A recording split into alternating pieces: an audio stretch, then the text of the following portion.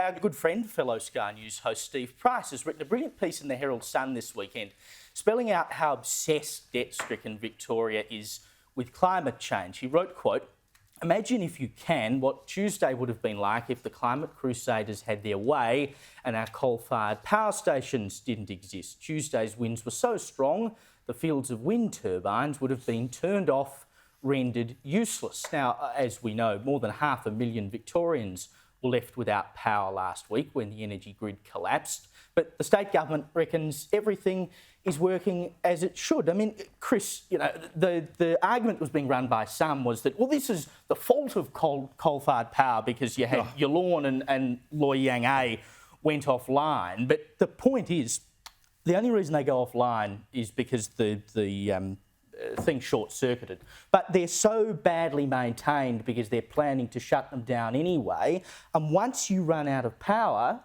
there was nothing there. The reason Victoria had such dire problems is because of the fragile grid, because of the transition to renewable energies. That's incontestable, right? Now, on climate change, let me just say something at the outset to make sure people don't get the wrong impression. Those bushfires in Victoria last week were terrible. People lost homes and lost property. There's threat to lives. People put their lives at risk fighting them.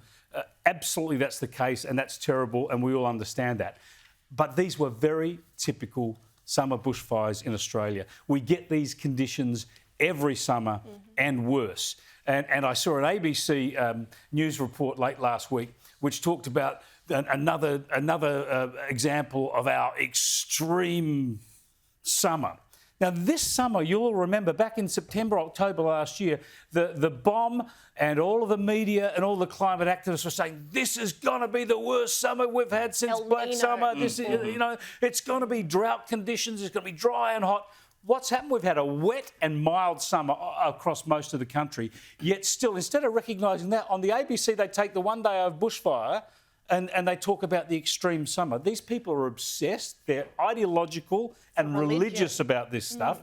And we've just got to deal with the climate we've got, which has always been dangerous over summer. And no matter how wet, coming from South Australia, as I do, Joe would know this being a Victorian, Tasmanians are the same. Doesn't matter how wet summer has been to this point, you can still have a very dangerous February, March, April, because you always get the dry periods, and if it dries off, it'll go up. So there's never such a thing as a safe bushfire season in southeastern Australia. The same people who wanted to give Indigenous Australians a voice are shutting them up when it comes to climate, because every Indigenous person you'll ever speak to says that we've always had fires.